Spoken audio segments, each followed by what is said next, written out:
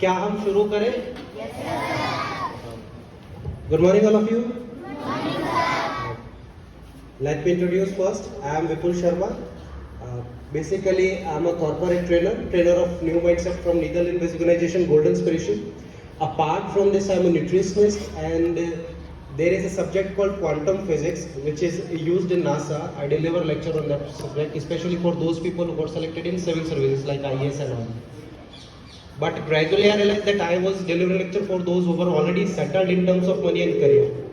So to keep this thing in our mind, we started doing something to introduce few product in India, and we would discuss all those stuff regarding your studies and all, everything we'll discuss. But before I start anything, I would like to share story of mine when I was in school.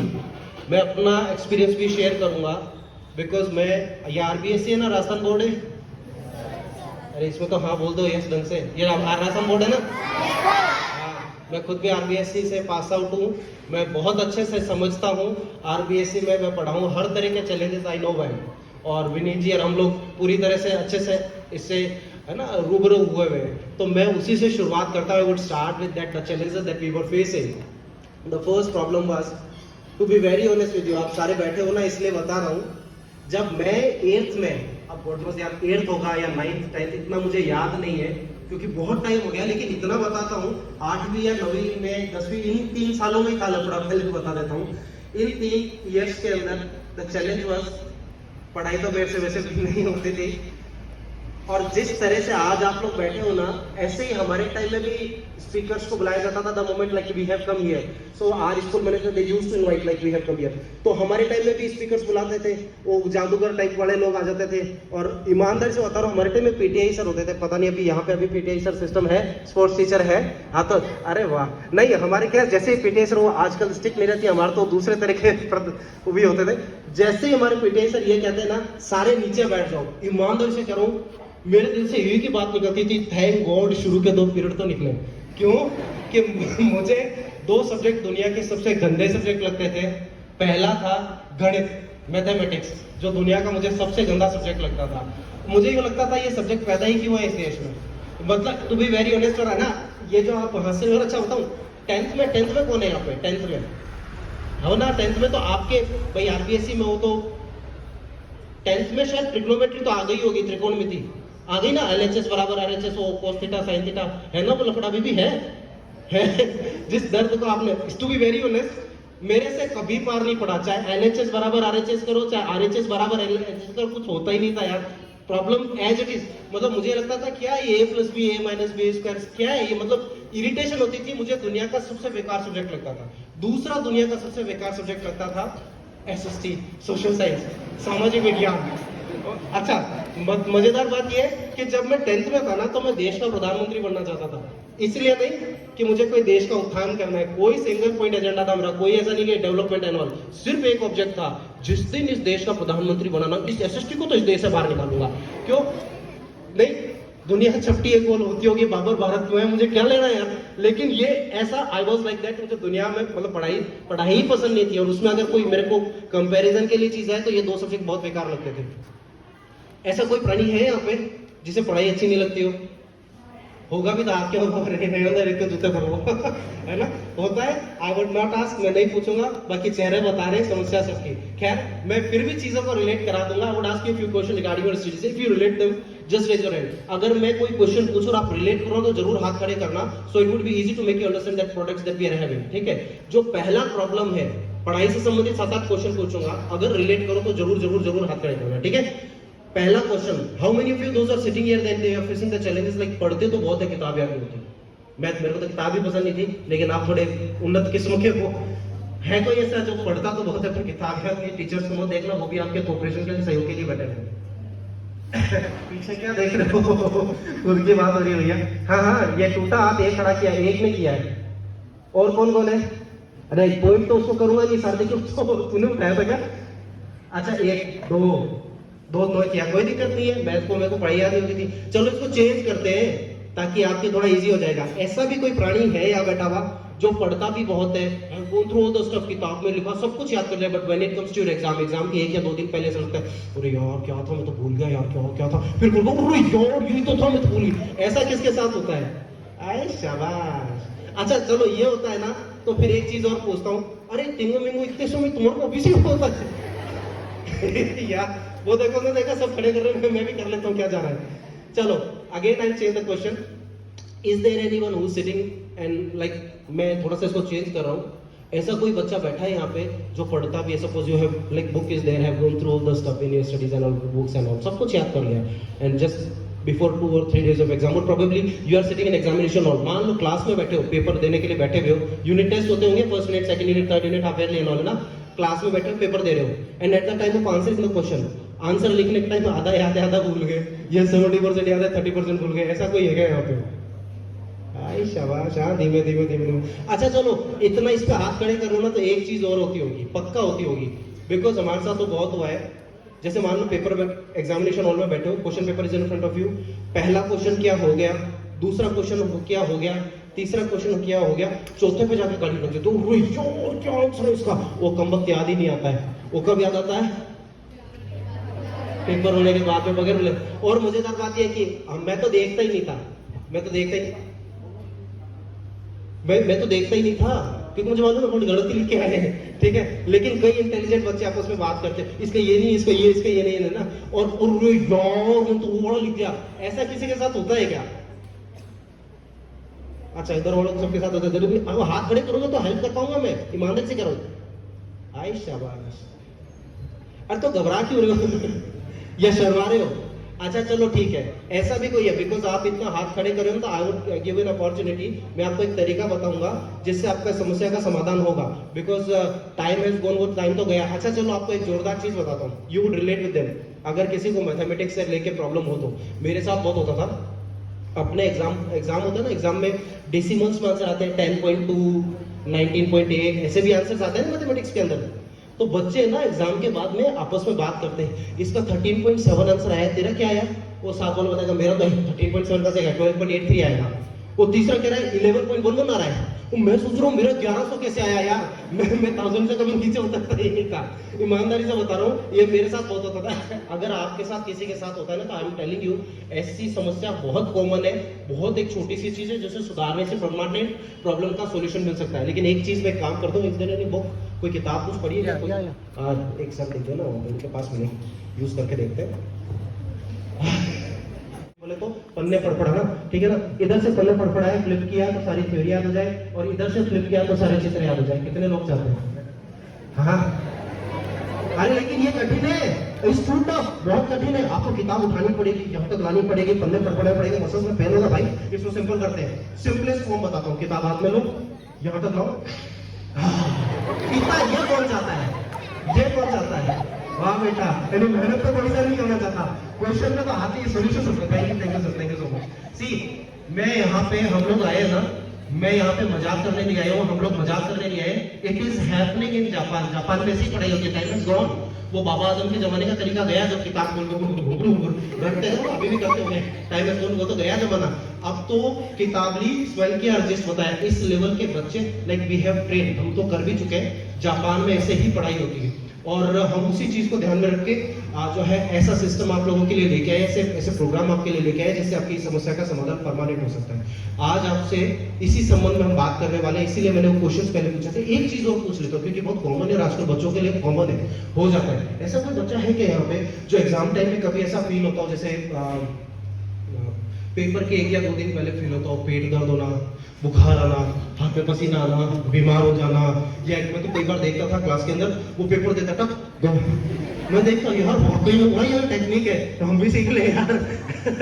अगर किसी के साथ होता तो please raise your hand. Genuine भी होता, मेरे sweat बहुत आता था, पसीना बहुत आता था, देखो अभी भी चल ही रहा है ना, पसीना बहुत आता था, मेरी तो कॉपी गीली होती है, लिखता रहता था, इंक फैल हो जाती है। किसी के होता है ऐसा? अगर होता है तो हाथ खड़ा करो, I will help you, we will definitely, कोई इशू नहीं है, 1 2 तो प्राणी ऐसे है यहाँ पे, ठीक है। हाथ खड़े करोगे 3 4 5 6 7 8, इधर भी है 9 10 11, मान ले भैया अपनी बिरादरी के आंसर है, ठीक है। चलो ठीक है, तो मैं आज आपसे, हम लोग आपसे जो है ना अभी बोर्ड पे लगवाएंगे, एक चीज भी करवाएंगे, लेकिन उससे पहले मैं कुछ सब्जेक्ट हिसाब से शेयर करूंगा जिसके लिए हम आपसे बात करने आए यहाँ पे, और कोशिश करेंगे कि आज क्लास भी करा दें आपकी, ताकि आपका वो रिजल्ट ही निकाल दे जिसके ऊपर हम बात करने वाले हैं, ठीक है ना।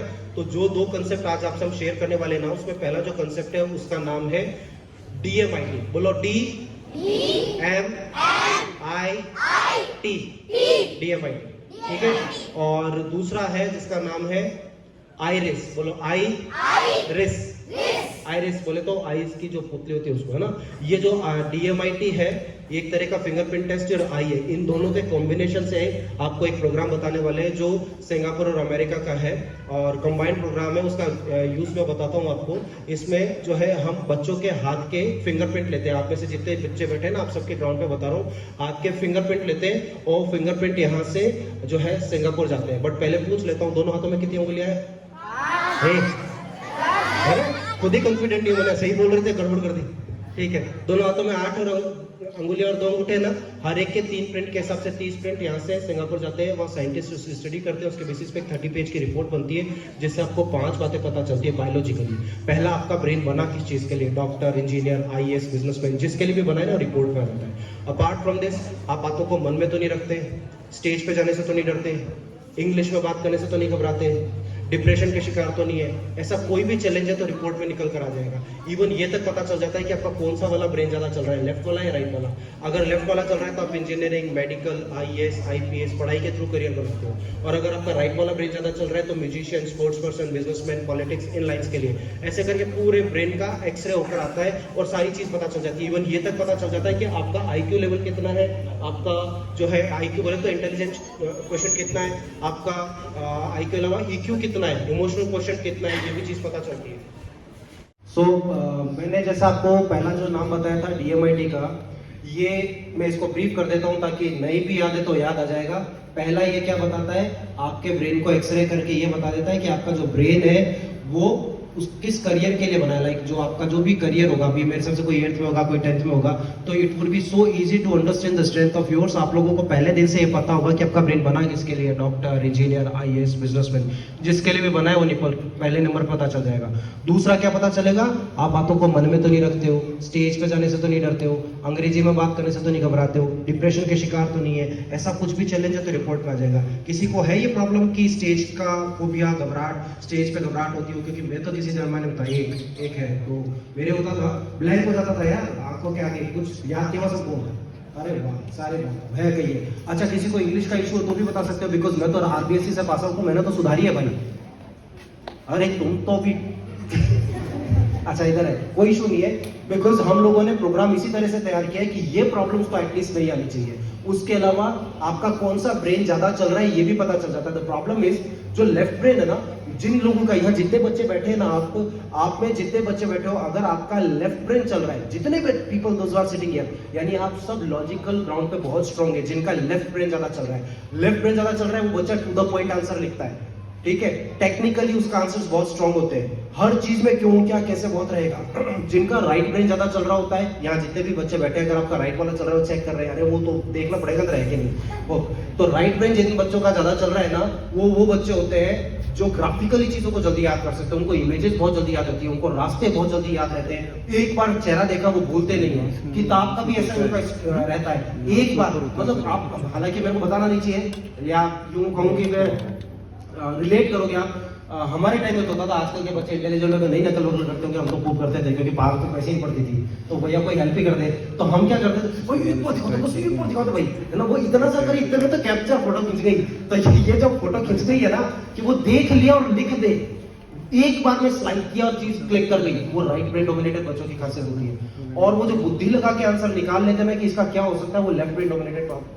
अब प्रॉब्लम क्या है कि लेफ्ट वाला ब्रेन ज्यादा चल रहा है या राइट वाला, ये हमें पता ही नहीं होता है। क्योंकि जो राइट ब्रेन डोमिनेटेड होते हैं वो musician, sports person, businessman, politics में बहुत अच्छा करते हैं, जो राइट ब्रेन डोमिनेटेड है। और जो लेफ्ट ब्रेन जिनका चल रहा है वो पढ़ाई से करियर अच्छा बनाते हैं। अब दोनों अपने, अब कोई कहे नरेंद्र मोदी बढ़िया है, कैसा APJ अब्दुल कलाम बढ़िया है, अब्दुल बिहारी बढ़िया है, या CV रमन बढ़िया, बोथ आर इक्वल, सब अपनी स्ट्रेस अपने लेवल पर बढ़े।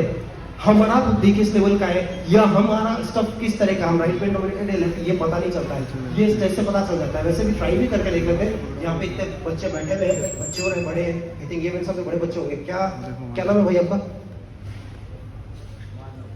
अच्छा हाँ यार, ऐसे बोलो, तो पता नहीं चला यार, मुझे लगा यार वो कई बार ईयरफोन नहीं लगाते हैं ना तो गड़बड़ होती है। मानो मानो आपको क्या लगता है कौन सा वाला ब्रेन वर्क कर रहा है, लेफ्ट वाला राइट वाला? How do you know? आपको ऐसे अच्छा लगता है तो आंसर सही से लिखते हो, मतलब जिनका राइट वाला चल रहा है वो गलत लिख के आते हो। चलो अच्छा भाई, आपका क्या नाम है? हर्षित। आपको क्या लगता है कौन सा वाला चल रहा है? लेफ्ट। उसकी कॉपी कर ली क्या? तो आपको किसे बता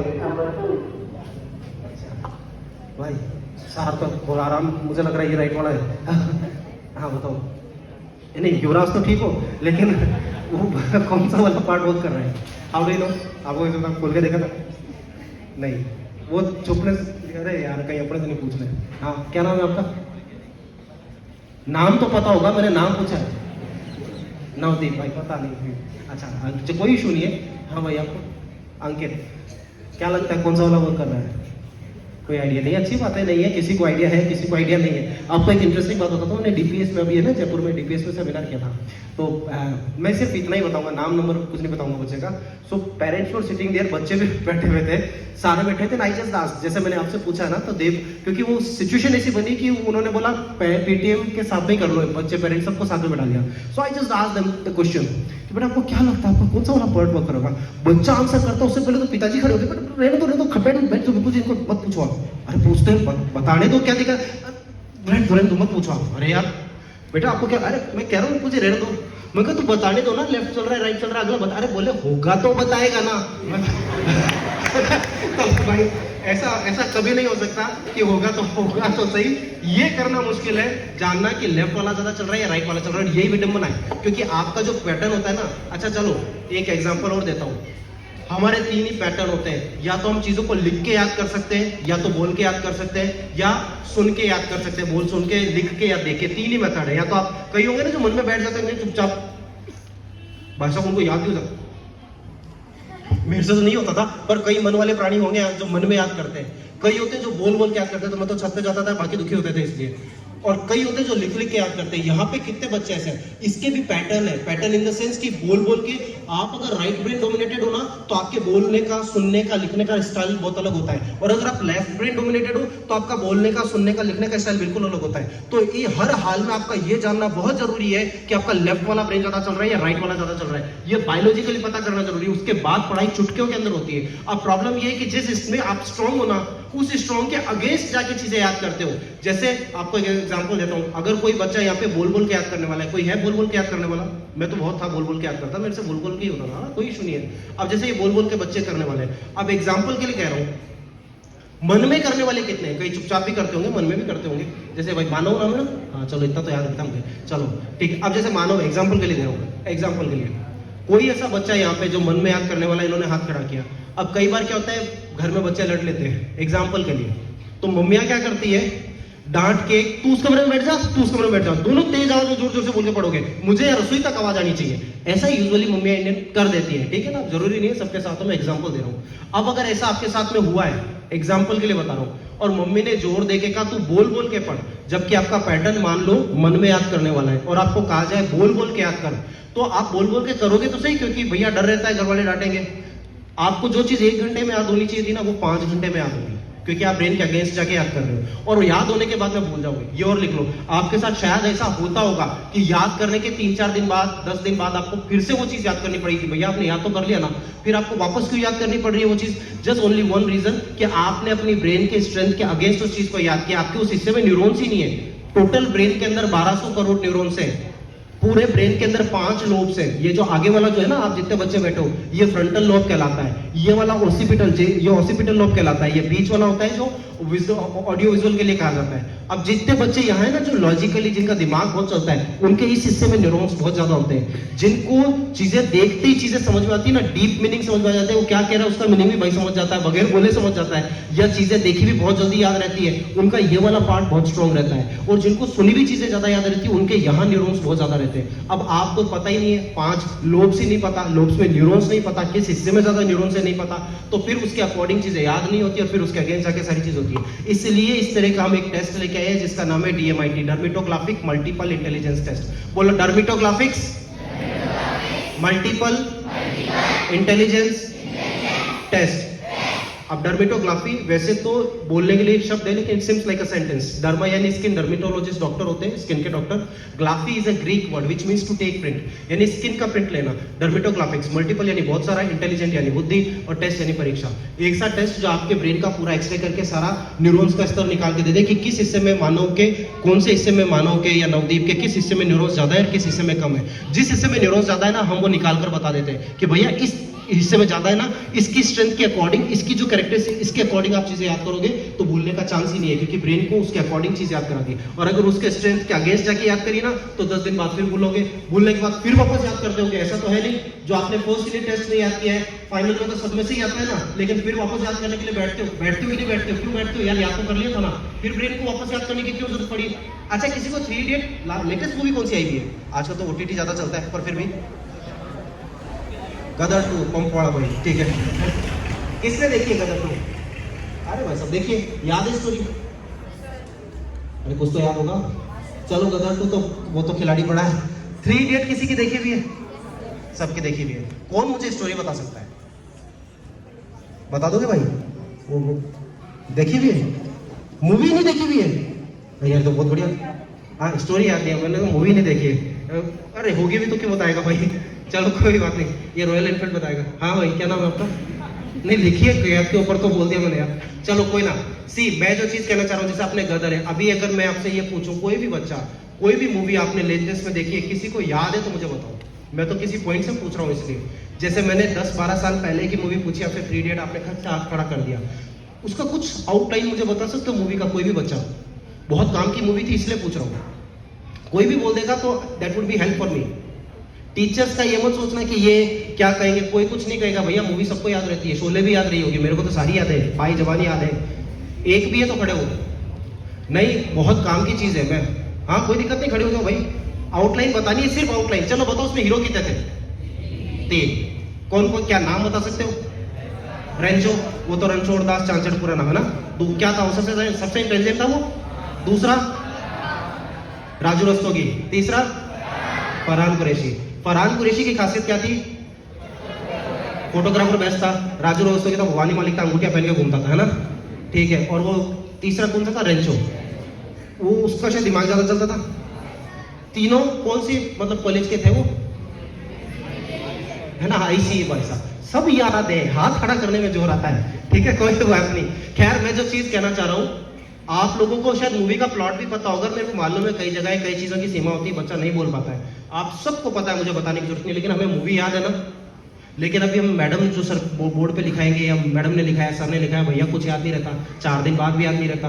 क्यों है? शक्ल नहीं जमी? तो मैं बताता हूँ कारण। मूवी जब चलती है ना, मूवी में तीनों मेथड एक साथ यूज होते हैं। ऑडियो भी होता है, विजुअल भी होता है, सारे मेथड यूज होते हैं। जो लॉज होते हैं ना, आज आपको क्लास में हम सारे लॉज कराएंगे, 15 लॉज होते हैं, एक साथ अप्लाई होते हैं। इसलिए आपका ब्रेन जितने तरह के जिन जिन चीजों को फैक्टर पकड़ता है ना, उसे पकड़ के वो सारी चीज याद कर लेता है। But when it comes to your book, या जब टीचर्स के सामने होते हैं, तो टीचर एक मेथड से पढ़ा सकते हैं आपको, लेकिन बाकी के जो 14 मेथड बच रहे हैं ना, वो नहीं हो पाते। उसकी वजह से वो चीज आप ब्रेन रिटेन नहीं कर पाता। इसमें स्कूल या टीचर किसी का दोष नहीं है। ये 14 मेथड एक साथ नहीं पढ़ाए जा सकते। मूवी तो बनती इसीलिए कि भैया याद रहे, हिट करानी है वो, तो वो सारे मेथड यूज कर लेते हैं और 3 घंटे के अंदर निपटा देते हैं। टीचर्स को तो साल भर आपको खींचना है, लेकिन मूवी को तो 3 घंटे में निपटाना है, तो सारा मसाला डाल के वो कर देते हैं। लेकिन द थिंग इज कि उसके अंदर वो सारे फैक्टर्स होते हैं जिनकी वजह से वो चीज आपको याद होती है। और ये टेस्ट ये सारी चीज निकाल कर देगा। हम लोग क्या करेंगे, हम ये सारा एक्सरे करेंगे, उसमें स्ट्रेंथ एंड वीकनेस दोनों निकल कर आएंगी। जितनी भी आपकी स्ट्रेंथ है उसके बेसिस पे आपका करियर सजेस्ट करेंगे, और जो वीकनेस है उसे दूर करने के लिए हमारे पास एक और प्रोजेक्ट है, उसका नाम है पीनियल ग्लैंड एक्टिवेशन। बोलो, पीनियल ग्लैंड एक्टिवेशन प्रोग्राम। यह जापान का प्रोग्राम है, जिसका एक वर्कशॉप हम आज आपको कराएंगे।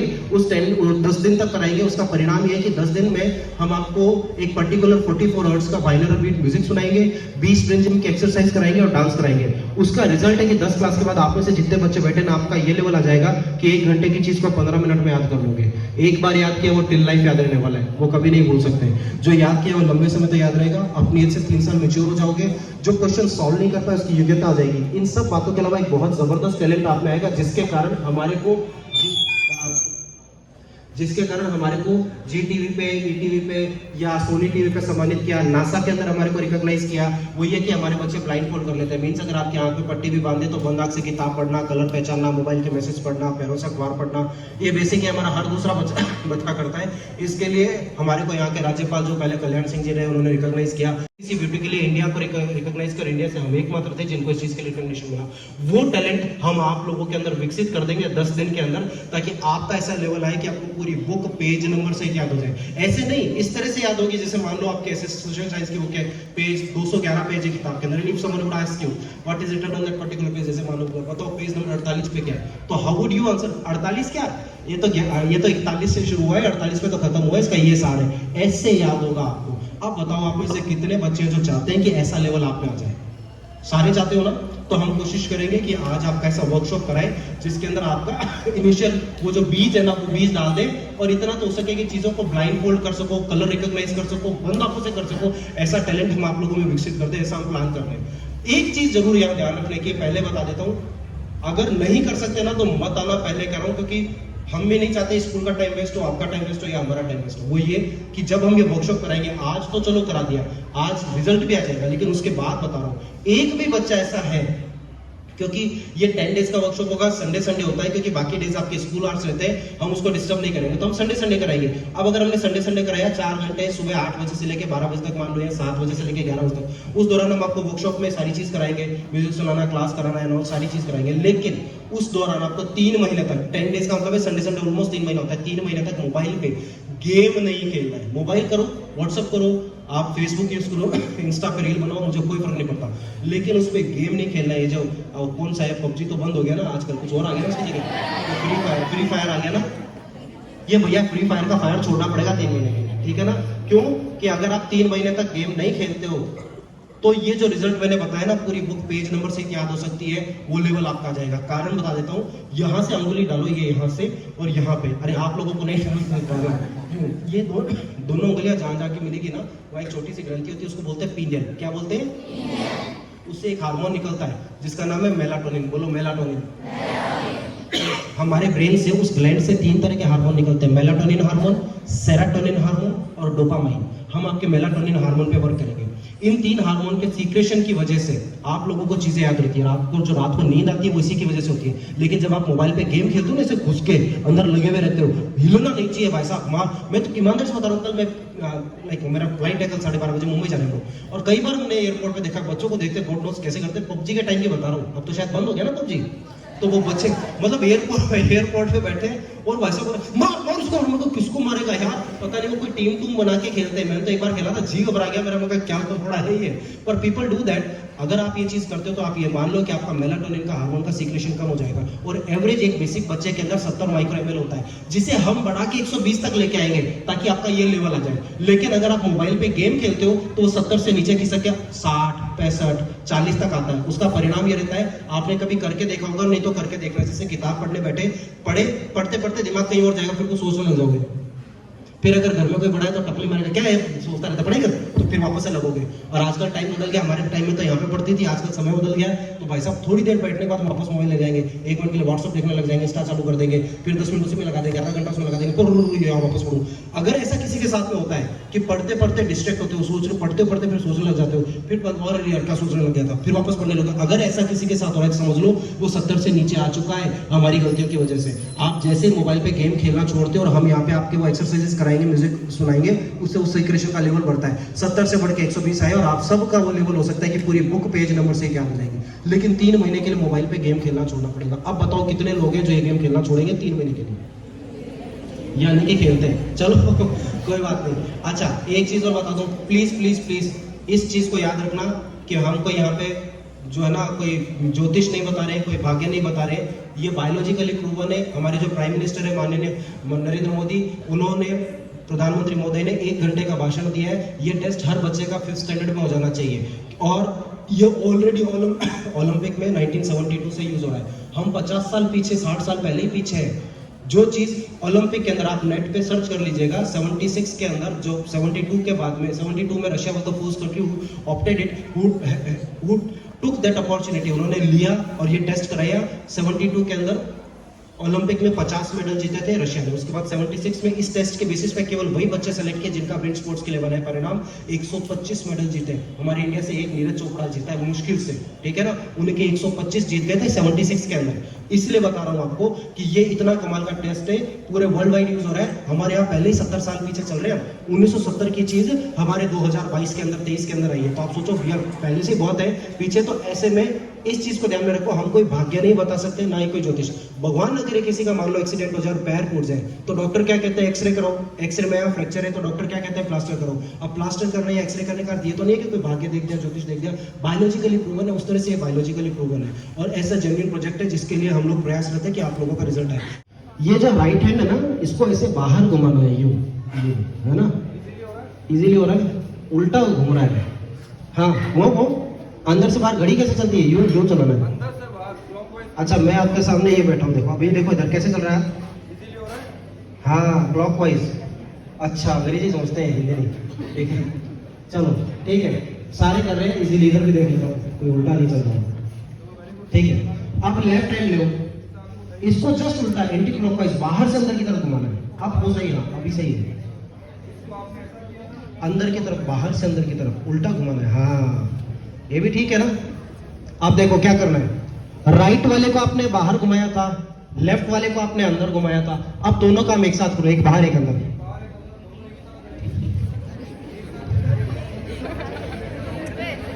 हाँ एक अच्छा कर रहे हैं, मास्क वाला भी कर रहे हैं। देखो दूसरा, घोड़े थोड़ी दौड़ा वो देखो एक अंदर नहीं अपन पहुंच ही नहीं पाएंगे इस हिसाब से। तो चलो ठीक है, आई चेंज द एक्सरसाइज। मैं एक काम करता हूँ, मैं एक्सरसाइज चेंज करते हैं, इट विल हेल्प यू। चलो नेक्स्ट करते हैं, ऐसे करिए सारे लोग। इजीली हो गया ये तो, पहले वाली नहीं कर पाए लेकिन शायद ये वाली आप कर लोगे। ये बड़ी वाली फिंगर को ऐसे अंदर कर लीजिए जैसे मैंने किया है, बाकी सारे बाहर रखेंगे। हो गया, ये अंदर कर लिए ऐसे लोग। अब आपको क्या करना है, इस थंब को उठाइए और वापस से जोड़ लो। बहुत इजीली हो गया। फर्स्ट फिंगर उठाओ और जोड़ लो, इजीली हो गया। लिटिल फिंगर उठाओ और जोड़ लो, इजीली हो गया। अब क्या करना है, ये जो आपने अंगुली मोड़ी थी इसमें गैप नहीं आना चाहिए और इसको चिपकाए हुए आप ये रिंग फिंगर अलग करेंगे। करके देखो कौन यहाँ कर पाते हैं। मैं दोबारा बता रहा हूँ, आपने इसको उठाया, लिटिल फिंगर उठाया, जैसे इसको उठाया वैसे बिना गैप आए इसको चिपका के रखेंगे और ये रिंग फिंगर आपको अलग करनी है। करके देखो कितने लोग हैं जो कर पा रहे हैं। रिंग फिंगर अलग करके देखो, नहीं हो पा रहा है। चलो तीसरे कौन बोला हो रहा है, करो ना भाई। इसमें तो अंगुली खोल दी पूरी। अरे रुको, देखो अब इस बच्चे ने क्या किया, ये क्या है, इसको पूरा अंदर करो, पहले पूरा करो इसको पूरा। हाँ ये गैप नहीं आना चाहिए, पूरा बंद करो इसको, पहले पूरा बंद करो फिर वापस खोलिए।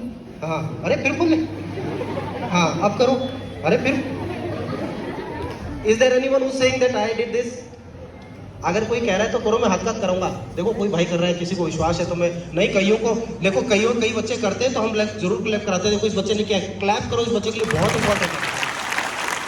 अच्छा एक काम है, एक छोटा सा और है, क्या नाम है आपका? गौरव। एक छोटा सा, गौरव, सौरभ भाई, सौरभ या सौरभ, सौरभ एक काम करो, वो जो एक एक्सरसाइज अभी और पहले कराई थी ना, ये वाली भी करके दिखाओ यार। ये नहीं बैठी, कोई बात नहीं, तुक्का मार लिया फिर तो, चलो कोई ना, ट्राई करना हो जाएगी। एक एक्सरसाइज और कराते हैं, और ड्रम बजाने में लगा अभी तक। चलो एक एक्सरसाइज और करते हैं। यहाँ पे जितने बच्चे बैठे हैं वो सारे लोग ये वाली एक्सरसाइज कर सकते हैं जो अभी मैं आपको करा रहा हूँ। लेकिन इसमें एक छोटी सी समस्या है कि वो केवल उसी को आएगी जो एक्सरसाइज कर रहा है। तो देखिएगा क्या करना है, सारे लोग हाथ ऊपर कर लो ऐसे, इस थंब को ऐसे रोल करो और वापस से जोड़ लो। फर्स्ट फिंगर रोल करो और वापस जोड़ लो, थर्ड फिंगर रोल करो और जोड़ लो। अब एक छोटी चीज आपको फील होगी, जितना तेज आप इस थंब को रोल कर रहे थे, जितना फर्स्ट को कर रहे थे, थर्ड को कर रहे थे, क्या उतनी शिद्दत से आप उतना ही फास्ट आप ये थर्ड फिंगर, रिंग फिंगर को घुमा पा रहे हो? या आपको थोड़ा स्ट्रेस फील हो रहा है, या थोड़ी दिक्कत आ रही है, या आपके हाथ ऐसा छूट रहा है, या दिक्कत आ रही है? Comparatively thumb first finger second finger के मुकाबले थर्ड में थोड़ा स्ट्रेस फील हो रहा है, दिक्कत आ रही है करने में। जबकि आप ये छोटे वाली करोगे तो फटाफट हो जाएगा, लेकिन इस थर्ड में कोई ऐसा राज है जो सब जगह दिक्कत कर रहा है। पहली वाली में भी और अभी वाले में भी दिक्कत आ रही है। तो इस थर्ड फिंगर का राज बताएंगे विपुल सर। देखो ऐसा है, ये जो चीज़ अभी आपके साथ में करवाई है ना हम लोगों ने, मैं आपको जानकारी के लिए बता देता हूँ कि बायो के अंदर ये पढ़ाया जाता है 9th क्लास में। अगर आपने थोड़ी बहुत बायो में आ गया होगा, नहीं तो आगे प्रोबेबली 12th में तो आ ही जाना चाहिए। आपने पढ़ा होगा बायो में, ये वाला जो पार्ट है राइट हैंड है ना, इसको ये वाला पार्ट कंट्रोल करता है और ये वाले पार्ट को ये वाला पार्ट कंट्रोल करता है। पढ़ा होगा ना, क्रॉस सेक्शन होते हैं। तो जब आप ऐसे हाथ बाहर घुमा रहे थे ना, तो इधर से आदेश गया बाहर घुमाओ हाथ, तो you did like this. Suddenly I said हाथ अंदर की तरफ घुमाओ, तो इधर से आदेश गया, आपने अंदर घुमा लिया। अचानक से मैंने कहा ब्रेन, भाई दोनों काम एक साथ करो, तो ब्रेन इज गेटिंग कंफ्यूज, भाई करना क्या, या तो बाहर घुमा ले या अंदर घुमा ले, क्योंकि ब्रेन एक टाइम में एक ही काम कर सकता है। ये गलत अवधारणा है, ब्रेन एक टाइम में हजारों काम कर सकता है, लेकिन कंडीशनिंग इस तरह से की गई कि अब वो यही आदत बन गई कि ब्रेन एक टाइम में एक काम कर सकता है। ऐसा कुछ नहीं है, ब्रेन एक टाइम में हजारों काम कर सकता है, लेकिन उसके लिए आपका ब्रेन बैलेंस होना बहुत जरूरी है। इसीलिए हम ऐसी 40 तरह की एक्सरसाइज कराएंगे ताकि आपके दोनों पार्ट ब्रेन जो है ना, दोनों बैलेंस हो सके। अगर देखो, by the grace of God, परमात्मा के आशीर्वाद से कोई ना कोई डोमिनेटिंग पार्ट तो आप लेकर आए हो। तो हम क्या करते हैं, हम कोई चमत्कार नहीं करते। जो ऑलरेडी डोमिनेटिंग है, जो स्ट्रांग है, उसमें तो करियर बनवाते हैं, और जो वीकर पार्ट है ना, हम उसको स्ट्रांग कर देते हैं। उसको स्ट्रांग करने से जो भी आपकी वीकनेसेस आई है ना, जैसे किसी को इंग्लिश में प्रॉब्लम आ रही होगी, किसी को हिंदी में प्रॉब्लम आ रही होगी, किसी को सोशल साइंस याद नहीं होती होगी, किसी को मैथमेटिक्स याद नहीं होती होगी, तो ऐसा थोड़ी है यार, ताकत तो ब्रेन तो पूरा ही है ना, फिर क्यों याद नहीं होती, एक बच्चे को हो रही है दूसरे को नहीं। सिर्फ एक छोटी सी चीज है कि वो जो आपका न्यूरॉन्स है ना, उस एरिया का, उसको हम शार्पन कर देते हैं, ताकि जो एक आदमी में 10 आदमियों की ताकत आ जाए, ऐसा हम कर देते हैं। एक आपका न्यूरॉन्स 10 के बराबर काम करे, वैसी स्थिति कर देते हैं, और ऐसा करते ही आपका लेवल बराबर आ जाता है। दूसरा, आपके दोनों ब्रेन बैलेंस हो जाते हैं। अभी ब्रेन की एक ही फैक्ट्री यूज हो रही है, बाद में ब्रेन की दोनों फैक्ट्रियां यूज होगी, और जब दोनों फैक्ट्रियां यूज होगी तो आपका ऐसा रिजल्ट आएगा। अभी मैं कोशिश करूंगा, अभी देखो यहाँ पे लिख दिया है, आप चाहो तो नेट पे सर्च भी कर लेना कि आपको हमारे 1700 वीडियोस YouTube पे मिलेंगे, जिसमें सारी स्कूल्स के अंदर इस तरह के कोर्सेज, पेरेंट्स के टेस्टिमोनियल, बच्चों के testimonial, everything you would find, सब कुछ मिलेगा। कुछ भी ना मिले ना, तो सिर्फ इतना सा लिख लेना, मेरा नाम क्या है पहले तो ये बताओ। विपुल शर्मा। अभी इन सर का क्या नाम है? विनीत शर्मा। बताओ, इतना याद है आप लोगों को, तो ज्यादा मेहनत की जरूरत नहीं है। विपुल शर्मा या विनीत शर्मा तो याद है ही ना, बचा कोचा। ये टीम 360, वैसे तो कंपनी का नाम बहुत बड़ा है, 360 degree change transformation private limited. इतना लंबा कौन बोलेगा? टीम 360 लिखने में यूट्यूब पे बस इतना से लिख लेना, विपुल शर्मा टीम 360 या विनीत शर्मा टीम 360, आपको सारा डिटेल हमारा मिल जाएगा। दो कंपनीज हमारी, 10 साल हो गए हमारे को इस लाइन के अंदर, 2012 से रजिस्टर्ड है, और पूरे इंडिया में, इंडिया के बाहर ऑस्ट्रेलिया में, कनाडा में, यूएई में, नेपाल में, कनाडा, दुबई में, सारे देशों में हम लोग ये प्रोग्राम ऑलरेडी कर रहे हैं। अभी 2 दिन पहले हम लोग लखनऊ थे, और लखनऊ से पहले हम लोग नेपाल जाकर ही आए हैं, नेपाल में कर ही आए हैं। तो इसीलिए आपकी जानकारी के लिए, तो ये सारे वीडियोस यूट्यूब पे मिल जाएंगे आपको, सारे कंट्रीज के unknown, everything you will find, सब कुछ मिलेगा। सार ये कि आप चाहो तो अपने पेरेंट्स के साथ इस चीज़ को शेयर कर सकते हो। आपको जांच पड़ताल करनी कि वाकई में ऐसी कुछ है तो भी कर सकते हो, क्योंकि 1000 से ज़्यादा ऐसे बच्चे हमने तैयार कर रखे हैं। उसके अलावा अगर मन में किसी भी तरह का कोई डाउट, कोई क्वेश्चन है, तो अभी आप पूछ सकते हो, अदरवाइज हम क्लास तो करेंगे। Is there anything that you would like to ask you ma'am? नहीं तो मैं तो बताऊंगा ही जनरल क्वेश्चन क्या आते हैं। कोई क्वेश्चन नहीं है, सारे आइंस्टीन है। देखो, कोई इशू नहीं है, एक चीज तो क्लियर है, हमारे को ये करनी है, लेकिन जनरली बच्चों के क्या क्वेश्चन आते हैं मैं बता देता हूँ। सर एक बार मान लो कर लिया, तो ये मोबाइल पूरी उम्र ही चलाना है क्या, बंद करना है क्या?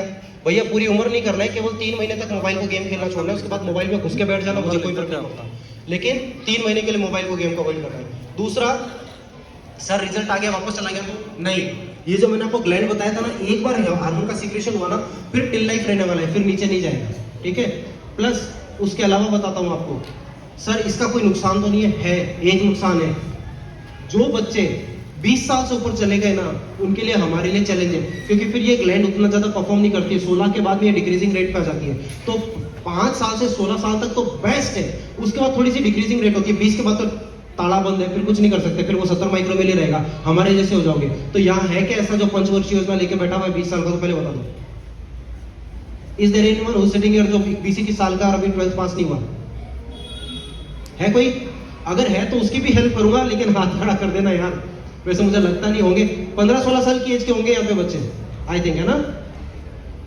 ठीक है, तो आप सभी की जानकारी के लिए बता रहा हूं मैं, ये इसीलिए हम लोग आपको बता रहे हैं कि एक बार रिजल्ट आ गया तो टिल लाइफ रहेगा, फिर नहीं जाता है, डोंट वरी, लेकिन आना चाहिए। और अगर ये एज निकल गई ना, तो उसके बाद में जैसे जितने भी मेच्योर लोग बैठे ना, जो 20 से ऊपर के, वो लोग 70 माइक्रो लेवल के हिसाब से अपनी गाड़ी चला रहे हैं। हमें जो रात को नींद आती है उसी की वजह से आती है, जो याददाश्त हमारी है उसी की वजह से। ये आप ही लोगों को अपॉर्चुनिटी है कि एक बार और ये पीनियल ग्लैंड को वेस्टेज माना जाता है एमबीबीएस के अंदर, ज्यादा एक पैराग्राफ से ज्यादा पढ़ाया नहीं जाता है। Being a doctor I am telling you, मैं बता देता हूं आपको, इसीलिए आपको बता रहा हूं कि पीनियल ग्लैंड 16 के बाद तो डिक्रीजिंग रेट की होती है, 20 के बाद तो पीनियल ग्लैंड को आप बस पढ़ लो। जो आपकी बॉडी पार्ट्स है उनमें एक ये पार्ट है, और जो आपके जो ग्लैंड है, ग्रंथि है, वो एक ग्रंथि है, जैसे पीयूष ग्रंथि है, पीनियल ग्रंथि है, पढ़ी होगी आपने थायराइड पे, थायराइड एड्रिनल है ना, ऐसे पीनियल है। पीनियल का इतना ही रोल है कि वो 16 के बाद में टाटा बाय बाय कर देती है। जो भी आपको याददाश्त होती है ना, वो उसी की वजह से अच्छी आती है। आप जो बच्चे डिप्रेशन में जल्दी घबरा जाते हैं, पेपर के टाइम में घबरा जाते हैं, डिप्रेशन में आते हैं, उनके पीनियल ग्लैंड से हार्मोन का सीक्रेशन कम हो रहा होता है, इसीलिए होता है। तो ये बहुत जेन्युइन है, करते ही चीज सॉर्ट आउट हो सकती है। तो आपको ज्यादा परेशान होने की जरूरत नहीं है। जब ये प्रोग्राम कराए तो उस प्रोग्राम में अपना भागीदार बने, उस प्रोग्राम का लाभ उठाएं। आज हम उसकी शुरुआत करेंगे और उसके बाद आपसे मुखातिब होंगे। फिलहाल के लिए मैं जो है गुजारिश करूंगा हमारे अशोक जी से। अशोक जी मुझे नजर नहीं आ रहे, कहाँ गए? जो ये आगे इस तेरे anything that you would like to ask you, मैं अदरवाइज मैं अशोक जी से गुजारिश करूंगा। अंदर है? सो अगर कोई क्वेश्चन है तो पूछ लें, क्यों? क्योंकि वो आपकी क्लास का हॉल ही देखने गए, क्लास एंड ऑल, क्योंकि भी क्लास कराएंगे वो हमारे को म्यूजिक भी चाहिएगा, सारी चीजें, लैपटॉप हमारे पास हम वो कनेक्ट करेंगे, वो सारी चीज आपको दिखाएंगे, इसके लिए वो सारी चीज की जरूरत है। अब ये बताओ, पहले एक बार पूछ लेता हूँ, कितने लोग हैं जिनको डांस पसंद है? बाराती पे तो जच्चे जैसे चलेगा ना फिर, क्यों? क्योंकि अगर नहीं, इसका बेसिक पार्ट है जो हम आपको कराएंगे इस क्लास के अंदर हमारे को, और आपको जो कराएंगे मैं वो भी बता देता हूँ। आपका पीनियल ग्लैंड एक्टिवेट करेंगे। पीनियल ग्लैंड एक्टिवेट करने के लिए जो बेसिक चीज चाहिए, उसका शरीर का थकना बहुत जरूरी है, आज कराएंगे। अच्छा एक और, जब ये क्लास हो जाए, यहाँ से करने के बाद में जितना ज्यादा पानी पी सकते हो कोशिश कीजिएगा। अभी कितना पानी पीते हो? अभी एक दिन में कितना गिलास पानी पीते हो? टप्पे मत मारना, जेन्युइन बता रहा हूं। 5 गिलास। आप पीते ही नहीं हो? सोच के बताऊंगी, चलो। हाँ भाई, कितना गिलास पानी पीते हो? पानी, वाटर पानी पता तो है ना क्या है? 1 बोतल।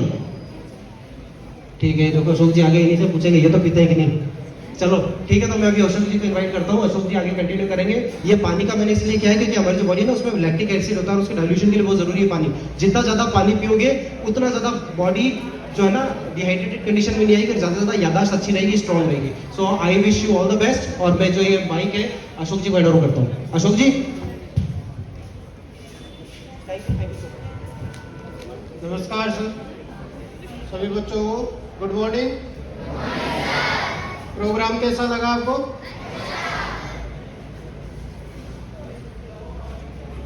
इंटरेस्टेड हो? क्या क्या चीज अच्छी लगी आपको? कुछ बता सकते हो आप, क्या क्या चीजें अच्छी लगी आपको? कौन सी चीजें, कौन सी एक्सरसाइज जो आपको बहुत अच्छी लगी, जिसमें आपको इंटरेस्ट आ रहा हो? वो चीज आपको बेस्ट कराएंगे और उसके साथ और बाकी एक्सरसाइज है वो भी आपको।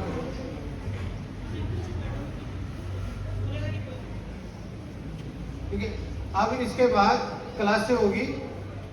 इसमें क्या हुआ, अभी सर अनाउंस कर देंगे कौन कौन बच्चे उस क्लास में आएंगे, तो आपको जैसे जैसे अनाउंस होगी वैसे। आप में से कितने स्टूडेंट हैं जो क्लास करना चाहते हैं? अब चाहते तो सारे हैं, लेकिन अपने पास में एक समस्या है कि नीचे जो आपके बेसमेंट है उसके अंदर 50 या 60 बच्चों को क्लास करा सकते हैं। क्योंकि हमारी क्लास के अंदर ऐसा नहीं है कि बैठाया और बोर्ड के ऊपर पढ़ाना चालू हो गया। हमारी क्लास में तो एक्सरसाइज होगी, डांस होएंगे, एरोबिक्स होगा, योगा होगा, जुम्बा होगा, कई सारी चीजें होगी। तो थोड़ा स्पेस चाहिएगा करने के लिए। तो 50 बच्चे हम लोग ले रहे हैं, लेकिन बाकी के रह जाएंगे, उनका क्या करें? तो अपन नेक्स्ट क्लास कर देंगे। पहले एक बार 50 को लेते हैं। 50 में से भी ऐसा है 4th क्लास के कितने स्टूडेंट है यहाँ? 4th, 5th, 6th साथ में बैठे। तो 4th क्लास से 10, 5th से 10, 6th से 10, 7th से 10, 8th से 10, 9th से 10, ऐसे करके टोटल 50 से 60 बच्चे ले रहे हैं। उसके बाद में दोबारा सेशन करेंगे, फिर आगे की क्लास वाले ले लेंगे।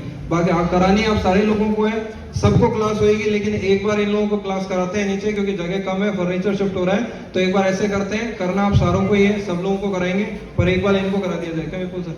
पहले इनको कराते हैं, फिर आगे आप लोगों को और करा देंगे दोबारा क्लास। तो एक बार इनका हो जाए, 2 घंटे क्लास चलेगी, उसके बाद दोबारा आपके पास सूचना आ जाएगी आप लोगों की कब है, तब आपकी करा देंगे। ठीक है, तो आप सब लोगों ने इतने ध्यान से सुना, उसके लिए थैंक यू वेरी मच। आप लोगों के लिए, स्कूल मैनेजमेंट के लिए हम लोग बहुत बहुत आभार प्रकट करते हैं कि उन्होंने हमें मौका दिया आप लोगों से रूबरू होने का, कंसेप्ट शेयर करने का। अब देखो एक चीज आपको जानकारी दूं, हम कर रहे हैं 11 साल से। आप में से कोई ऐसा इंसान है जिसने, कोई ऐसा स्टूडेंट है जिसने पहले कभी सुना हो ये कंसेप्ट? जबकि हम आपके यहाँ से विद्याधर नगर कितनी दूर है, 8-10 किलोमीटर होगा। विद्याधर नगर में पिछले 11 साल से काम कर रहे हैं। पूरे इंडिया में 550 से अधिक स्कूलों में चलता है। पूरे इंडिया में, इंडिया से बाहर 12 देशों में 750 सेंटर हैं। यूट्यूब पर 1750 वीडियोस हैं। फिर भी आपकी जानकारी में चीज अभी तक आई नहीं है। तो मैं आप लोगों को कहना चाहूंगा कि देखो ये चीज हम लोग आपके यहाँ पे आए तो इस अपॉर्चुनिटी को ग्रैब करना चाहिए। अदरवाइज अगर छुट्टी तो दोबारा कब आएंगे कुछ आइडिया नहीं है, क्योंकि अब विपुल सर ने बताया 16 तारीख तक हम लोग मुंबई में, तो वहाँ की स्कूल, वहां से आने के बाद 22, 23, 24, 25 तारीख को हम लोग गोरखपुर और लखनऊ, तो वहाँ पे जा रहे हैं। कार्मेल इंटरनेशनल और प्रेमा देवी इंटरनेशनल 3-4 स्कूल है वहाँ, और SR ग्लोबल, तो हम लोग वहाँ पे जाएंगे। उसके बाद फिर यहाँ कब आएंगे, तो यहाँ पर हमारी टीम मौजूद है जयपुर में, जो आप लोगों को क्लास कराएंगे अगर आप लोग इंटरेस्टेड रहेंगे तो। सब लोगों को बहुत बहुत धन्यवाद, थैंक यू वेरी मच। हम लोग यही सेमिनार समाप्त करते हैं, थैंक यू।